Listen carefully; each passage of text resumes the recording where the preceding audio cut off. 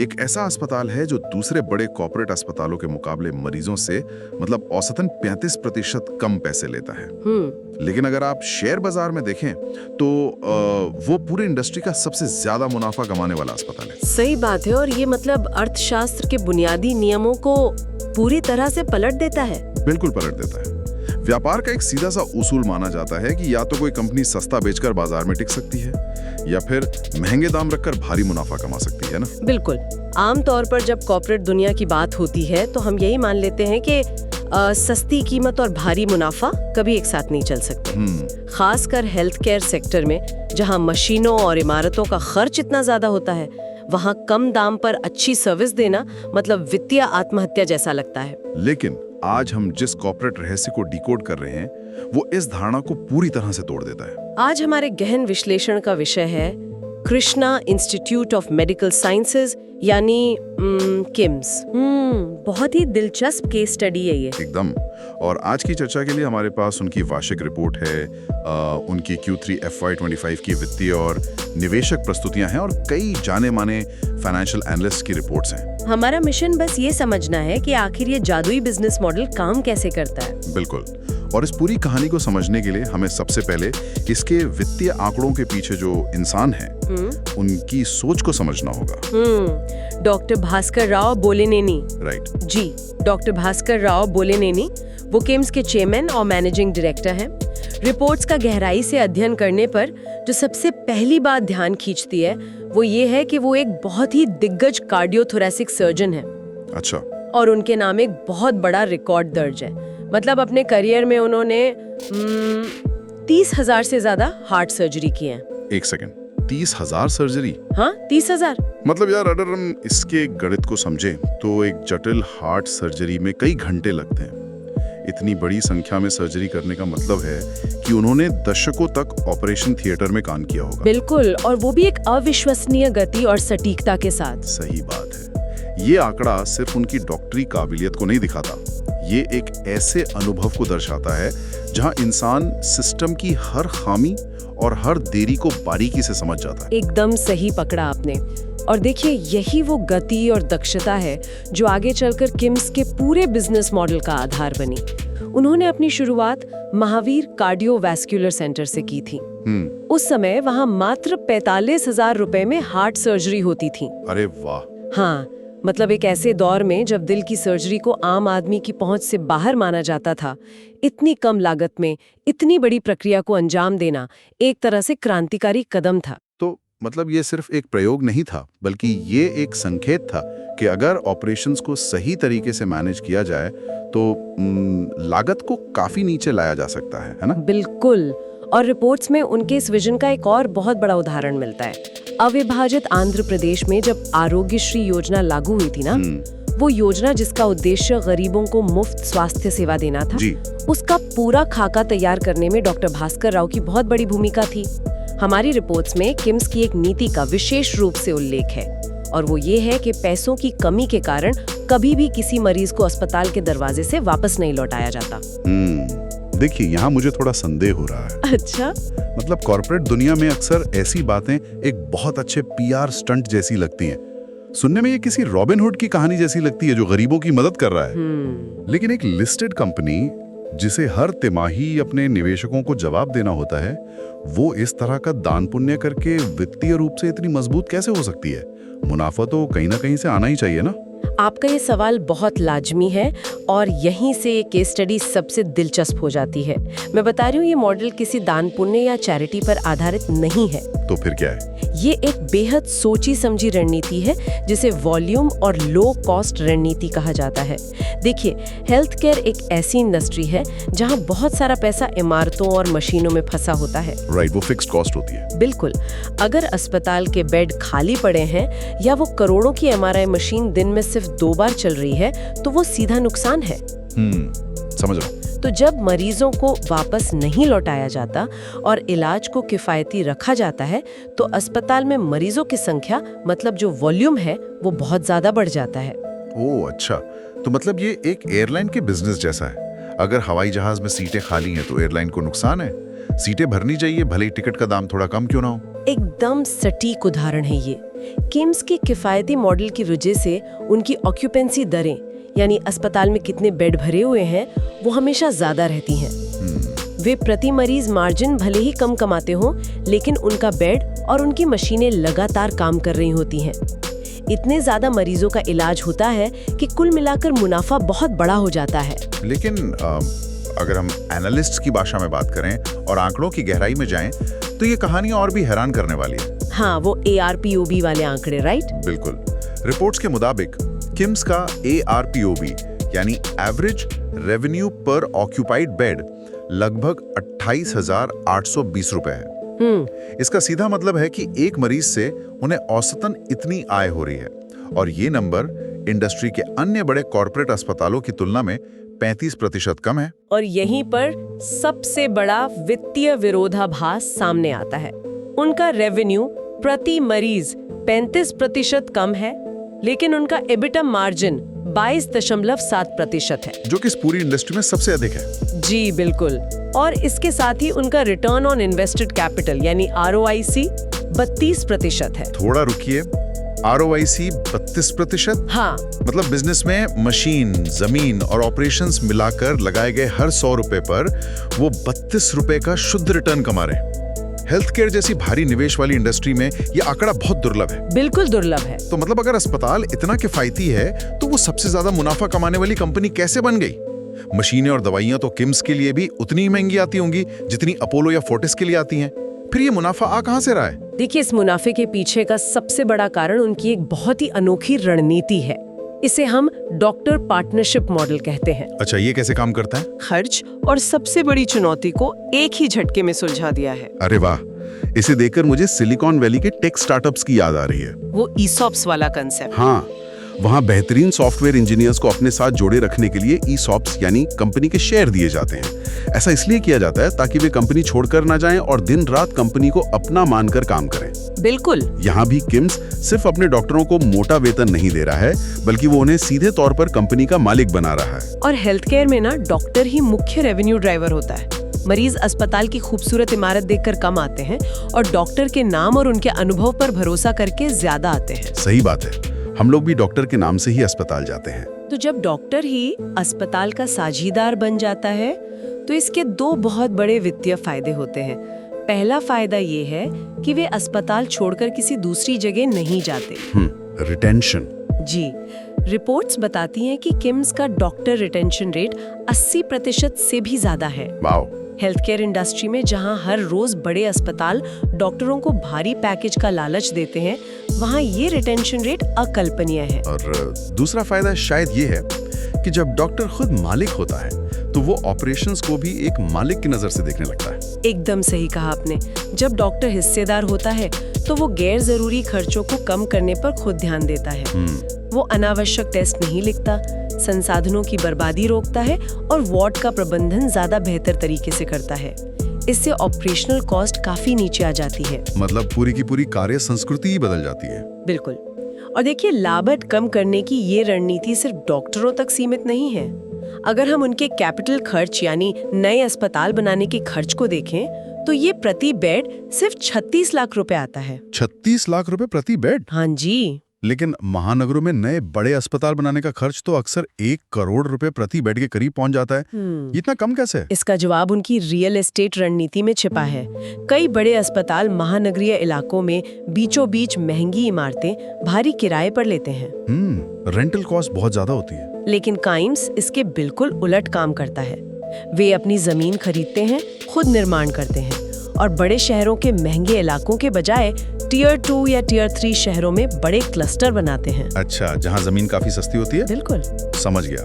तो जब सिर पर किराए का भारी बोझ नहीं होता और मुख्य डॉक्टर्स लंबे समय तक साथ टिके रहते हैं, तो अस्पताल का कॉस्ट स्ट्रक्चर प्रतियोगियों से काफी अलग और मजबूत हो जाता है। एकदम। लेकिन एक बात और है, डॉक्टरों को हिस्सेदार बनाने से खर्च तो कम हो गया और सस्ती जमीन से इमारतों का खर्च बच गया, लेकिन स्वास्थ्य सेवा में एक बहुत बड़ा खर्च अत्याधुनिक और महंगी मशीनों का भी होता है। वो तो है। आम धारणा यही है कि अगर इलाज किफायती है, तो जरूर क्वालिटी या तकनीक से कोई ना कोई समझौता किया गया होगा। मतलब किफायती इलाज और अत्याधुनिक तकनीक अक्सर एक ही वाक्य में नहीं आते। सही बात है। लेकिन जब हम किम्स की तकनीकी प्रगतियों की लिस्ट देखते हैं तो ऐसा लगता है कि वे देश के सबसे महंगे अस्पतालों को भी पीछे छोड़ रहे हैं। और मैं बता रही हूँ, ये उनके मॉडल का सबसे चौंकाने वाला पहलू है। कम लागत का मतलब ये बिल्कुल नहीं है कि उन्होंने पुरानी तकनीक अपनाई है। उदाहरण के लिए उन्होंने हाल ही में da Vinci robotic assisted surgery systems की 25 नई मशीनें लॉन्च करने के लिए एक अमेरिकी कंपनी है इंट्यूटिव, उसके साथ समझौता किया है। दा विंची रोबोट्स, ये तो बहुत महंगे आते हैं ना? जी, ये दुनिया के सबसे उन्नत सर्जिकल रोबोट्स माने जाते हैं। और सबसे अहम बात ये है कि ये रोबोट सिर्फ हैदराबाद जैसे महानगरों में नहीं लगाए जा रहे हैं। तो कहाँ लगाए जा रहे हैं? ये श्रीकाकुलम, ओंगोल, कुर्नूल और कन्नूर जैसे टियर 2 और टियर 3 शहरों में लगाए जा रहे हैं। यहीं पर आकर मुझे थोड़ा अचरज होता है। एक दा विंची रोबोट करोड़ों रुपए का आता है। क्या इतने महंगे उपकरण भारत के छोटे शहरों में वित्तीय रूप से फायदेमंद साबित हो सकते हैं? मतलब क्या इससे उनका वो किफायती इलाज वाला मॉडल खतरे में नहीं आ जाएगा? इन छोटे शहरों में आम लोग महंगी रोबोटिक सर्जरी का खर्च कैसे उठाएंगे? देखिए, यहीं पर हमें तकनीक और ऑपरेशंस के गहरे संबंध को समझना होगा। महंगी मशीनें सिर्फ इलाज को बेहतर नहीं बनाती, बल्कि वे समय भी बचाती हैं। अच्छा। और अंततः लागत कम करती हैं। इसे ALOS यानी एवरेज लेंथ ऑफ स्टे के नजरिए से समझते हैं। ALOS का मतलब कि एक मरीज औसतन कितने दिन अस्पताल के बेड पर रुकता है, राइट? पर चला जाता है। ओह, तो मतलब मरीज जितनी जल्दी घर जाएगा, बेड उतनी जल्दी खाली होगा। एकदम सही। और बेड जल्दी खाली होने का मतलब है कि उसी एक बेड पर अब ज्यादा मरीजों का इलाज किया जा सकता है।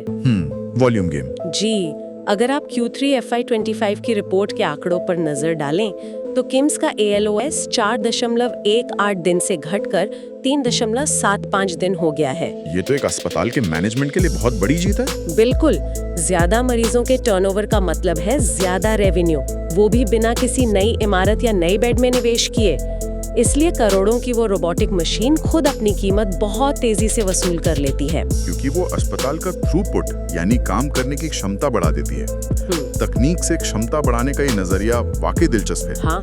और ये सिर्फ सर्जिकल रोबोट्स तक सीमित नहीं है। मैंने इन दस्तावेजों में तुलसा प्रो सिस्टम का भी जिक्र देखा था। हाँ, वो भी बहुत एडवांस्ड तकनीक है। बताया गया है कि किम्स साउथ एशिया का पहला और भारत का एकमात्र अस्पताल है जहां ये तकनीक मौजूद है। जी, ये प्रोस्टेट कैंसर और BPH जैसी बीमारियों के लिए बिना चीर-फाड़ वाला MRI गाइडेड रेडिएशन मुक्त इलाज है। वाओ! इस तकनीक की खासियत ये है कि मरीज सुबह आता है और बिना किसी बड़े ऑपरेशन या बेहोशी के शाम को अपने घर जा सकता है। मतलब डे केयर प्रोसीजर की तरह। बिल्कुल।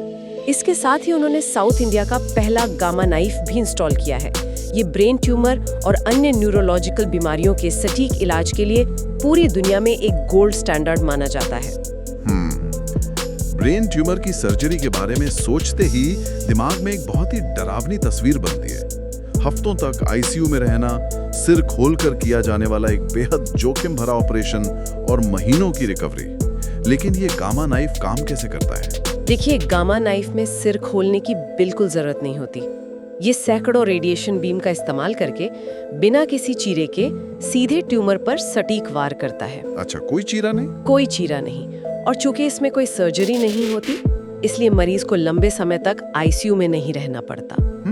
और आपको पता ही होगा कि ICU एक अस्पताल का सबसे महंगा हिस्सा होता है, जहां 24 घंटे मॉनिटरिंग और स्पेशल स्टाफ की जरूरत होती है। बिल्कुल। तो जब मरीज को ICU की जरूरत ही नहीं पड़ती, तो इलाज का खर्च अपने आप गिर जाता है। एकदम, मरीज का पैसा बचता है और अस्पताल कम मार्जिन पर भी ज्यादा वॉल्यूम के जरिए भारी मुनाफा कमा लेता है। ये बहुत ही शानदार संतुलन है।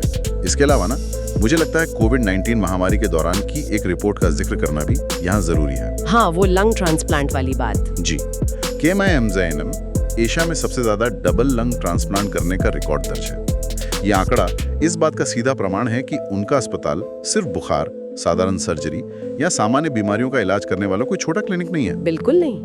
वे दुनिया की सबसे जटिल, उन्नत और जोखिम भरी चिकित्सा कर रहे हैं, और वो भी टियर 2 और टियर 3 शहरों के स्तर पर, जहां अक्सर बुनियादी सुविधाएं भी आसानी से नहीं मिलती। सही कहा आपने। और तकनीक, कम लागत और डॉक्टरों को साझेदार बनाने का ये मिश्रण अब कंपनी को एक नए और आक्रामक विस्तार के दौर में ले जा रहा है। अगर हम हालिया वित्तीय छलांग को देखें तो रिपोर्ट्स में मौजूद Q3 FY25 के आंकड़े बहुत स्पष्ट कहानी कह रहे हैं। तो रिपोर्ट्स में Q3 FY25 के आंकड़े क्या इशारा कर रहे हैं? मतलब क्या ये मॉडल वित्तीय रूप से सफल हो रहा है या फिर विस्तार के बोझ तले दब रहा है? नहीं, आंकड़े बहुत मजबूत हैं। इस तिमाही में उनका रेवेन्यू 772 करोड़ रुपए रहा है, जो पिछले साल की इसी तिमाही के मुकाबले 27% ज्यादा है। 27%, ये तो बहुत बड़ा जंप है। हाँ, और जो आंकड़ा सबसे ज्यादा प्रभावित करता है वो है एबिडिडा, जिसमें 37% का भारी उछाल आया है और ये 205 करोड़ रुपए तक पहुंच गया है। उनका नेट प्रॉफिट भी 21% बढ़कर 93 करोड़ रुपए हो गया है। 25 से 30% की वृद्धि एक स्थापित कंपनी के लिए बहुत बड़ी बात होती है। इसका मतलब है कि ऑपरेशनल स्तर पर मशीनें एकदम सही तरह से काम कर रही हैं। बिल्कुल, ये आंकड़े एक परिपक्व और तेजी से बढ़ती कंपनी के हैं, लेकिन विश्लेषकों की नजर उनके भविष्य के विस्तार पर ज्यादा टिकी है। भविष्य के विस्तार से आपका मतलब नए राज्यों में जाना? जी, डॉक्टर भास्कर राव के बेटे और किम्स के वर्तमान CEO डॉक्टर अभिनव बोल्लीनेनी के नेतृत्व में कंपनी अब अपने पुराने गढ़ मतलब तेलंगाना और आंध्र प्रदेश से बाहर निकल रही है। अच्छा। वे राष्ट्रीय स्तर पर अपनी पहचान बना रहे हैं। वे अगले 2 से 3 वर्षों में 2000 से 2500 नए बेड जोड़ने की योजना पर काम कर रहे हैं। हाँ, मैंने रिपोर्ट्स में पढ़ा था कि वे महाराष्ट्र में नागपुर, नासिक और ठाणे में भारी निवेश कर रहे हैं। हाँ। और कर्नाटक में, विशेषकर बेंगलोर में उनके नए प्रोजेक्ट्स तेजी से चल रहे हैं। इसके साथ ही केरल के कन्नूर और कोल्लम में भी उन्होंने बड़े कदम बढ़ाए हैं। लेकिन यहाँ मेरे मन में एक सवाल उठता है। क्या सवाल? देखिए, आंध्र प्रदेश और तेलंगाना में तो किम्स एक जाना माना नाम है, एक तरह से घरेलू ब्रांड है। वहाँ के लोग उन्हें जानते हैं, उन पर भरोसा करते हैं। लेकिन महाराष्ट्र, कर्नाटक या केरल बिल्कुल नए बाजार हैं। जी बिल्कुल। इन राज्यों की भाषा अलग है, संस्कृति अलग है और वहाँ अपोलो, फोर्टिस या नारायण हृदयालय जैसे पहले से स्थापित और मजबूत ब्रांड्स मौजूद हैं। क्या इतनी तेजी से अनजान और नए बाजारों में जाना जोखिम भरा नहीं है? मतलब क्या उनका ये डॉक्टर इक्विटी मॉडल वहाँ भी उसी तरह काम कर पाएगा? देखिए, ये जोखिम एनालिस्ट्स की रिपोर्ट में भी प्रमुखता से उठाया गया था। जब आप अपनी क्षमता में लगभग 50 से 60% की वृद्धि एक साथ करते हैं तो कोई भी चूक भारी पड़ सकती है। बिल्कुल। लेकिन किम्स ने इस जोखिम को कम करने के लिए जीरो से शुरुआत नहीं की। उन्होंने अपने उसी डॉक्टर पार्टनरशिप मॉडल को नए राज्यों में प्रवेश करने का ब्रह्मास्त्र बनाया है। अच्छा, तो वो वहाँ भी पार्टनरशिप कर रहे हैं? जी, वे जब किसी नए राज्य या शहर में जाते हैं तो सिर्फ एक नई इमारत खड़ी नहीं करते। इसके बजाय वे वहाँ के सबसे प्रतिष्ठित और स्थापित स्थानीय डॉक्टरों को खोजते हैं और उनके साथ साझेदारी करते हैं। इसका मतलब ये है कि वे सिर्फ अस्पताल नहीं बना रहे, बल्कि उन स्थानीय डॉक्टरों को भी उस नए अस्पताल में हिस्सेदार बना रहे हैं। एकदम सही। महाराष्ट्र में नागपुर का किंग्सवे अस्पताल और नासिक का मानवता अस्पताल इस रणनीति के बेहतरीन उदाहरण हैं। जब वे वहाँ के दिग्गज और जाने माने डॉक्टरों के साथ साझेदारी करते हैं तो उन्हें पहले दिन से ही मरीजों का एक बना बनाया बेस मिल जाता है। स्थानीय लोग उस डॉक्टर पर दशकों से भरोसा करते आ रहे हैं। राइट। और किम्स पीछे से अपनी दक्षता ले आता है। बिल्कुल। किम्स पीछे से अपना कम लागत वाला मैनेजमेंट मॉडल और कॉर्पोरेट ब्रांड वैल्यू लेकर आता है। इस तरह नए बाजारों में भी उन्हें स्थापित होने में सालों नहीं लगते, बल्कि उनका ब्रेक इवन बहुत तेजी से आ जाता है। ब्रेक इवन मतलब वो बिंदु जहां अस्पताल का खर्च और कमाई बराबर हो जाती है। हाँ, उदाहरण के लिए केरला की कन्नूर फैसिलिटी में उन्होंने सिर्फ 3 महीने के अंदर ही ब्रेक इवन हासिल कर लिया, जो इस इंडस्ट्री में एक बहुत बड़ा अचीवमेंट माना जाता है। 3 महीने में? ये रणनीति वाकई कमाल की है। आप किसी नए शहर में जाकर सिर्फ ईंट और सीमेंट की इमारत नहीं बना रहे हैं, आप दरअसल स्थानीय विश्वास और साख को अपना रहे हैं। बिल्कुल। एक नया ब्रांड होने के बावजूद मरीज उस अस्पताल में इसलिए आ रहा है क्योंकि उसका पुराना भरोसेमंद डॉक्टर अब उस अस्पताल का मालिक है। सही कहा। तो इस पूरी विस्तृत चर्चा से कई पुरानी धारणाएं टूटती हुई नजर आती हैं। सबसे बड़ा मिथक ये कि किफायती स्वास्थ्य सेवा और मजबूत कॉर्पोरेट प्रॉफिट एक दूसरे के विरोधी हैं। किम्स के मॉडल ने यह साबित कर दिया है कि अगर मैनेजमेंट का विजन स्पष्ट हो, लागत का ढांचा मजबूत हो और सही जगह पर आधुनिक तकनीक का इस्तेमाल किया जाए, तो समाज के बड़े तबके को किफायती इलाज देते हुए भी निवेशकों के लिए जबरदस्त वित्तीय मूल्य पैदा किया जा सकता है। एकदम। और मैं कहूंगी कि इस पूरी केस स्टडी से जो सबसे बड़ी सीख मिलती है वो सिर्फ हेल्थ केयर तक सीमित नहीं है, बल्कि हर व्यवसाय के लिए लागू होती है। वो क्या है? वो सीख है सही इंसेंटिव स्ट्रक्चर का महत्व। किम्स ने अपने सबसे महत्वपूर्ण संसाधन यानी अपने डॉक्टरों को सिर्फ एक कर्मचारी नहीं माना, बल्कि उन्हें व्यापार में भागीदार बनाया। जब काम करने वाले का लक्ष्य और कंपनी का लक्ष्य एक हो जाता है तो दक्षता अपने आप आ जाती है। बिल्कुल। चाहे कोई टेक कंपनी हो, मैन्युफैक्चरिंग सेक्टर हो या सर्विस इंडस्ट्री, ये मॉडल ये सिखाता है कि हिस्सेदारी देने से वफादारी और मुनाफा दोनों कई गुना बढ़ जाते हैं। सही बात है। और आज के इस गहन विश्लेषण से गुजरने के बाद अंत में एक नया विचार उभर कर सामने आता है जिस पर गहराई से सोचने की जरूरत है। आज हम एक ऐसे दौर में जी रहे हैं जहां पूरी दुनिया, चाहे वो अमेरिका हो, यूरोप हो या फिर भारत, लगातार बढ़ती मेडिकल महंगाई से जूझ रही है। स्वास्थ्य सेवाएं और जीवन रक्षक दवाइयां आम आदमी की पहुंच से दूर होती जा रही हैं। सरकारें और नीतियां इस बढ़ते खर्च को रोकने में नाकाम साबित हो रही हैं। बिल्कुल। ऐसे में किम्स का ये अनोखा मॉडल, जिसमें डॉक्टरों की ओनरशिप है, भारी भरकम रेंटल खर्चों से बचा गया है, अत्याधुनिक तकनीक का इस्तेमाल लागत कम करने के लिए किया जा रहा है और मरीजों की बढ़ती तादाद के जरिए कम मार्जिन पर भी भारी मुनाफा कमाया जा रहा है। सोचने वाली बात यह है कि क्या ये सिर्फ एक कंपनी की सफलता की कहानी है या फिर क्या ये दुनिया भर के इस ग्लोबल हेल्थ केयर संकट को सुलझाने का सबसे सटीक ब्लूप्रिंट बन सकता है? ये एक बहुत ही महत्वपूर्ण सवाल है। इस तरह के मॉडल से ये साफ हो जाता है कि अगर मंशा सही हो और रणनीति पारदर्शी हो तो वित्तीय सफलता और मानवीय सेवा दोनों को एक साथ साधा जा सकता है। दुनिया भर के नीति निर्माताओं को इस दृष्टिकोण का अध्ययन जरूर करना चाहिए। बिल्कुल सही कहा आपने। आज के इस विस्तृत चर्चा में हमारे साथ जुड़ने के लिए धन्यवाद। सीखते रहिए और हमेशा हर जटिलता के पीछे छिपी सादगी और नई विचारों को तलाशते रहिए।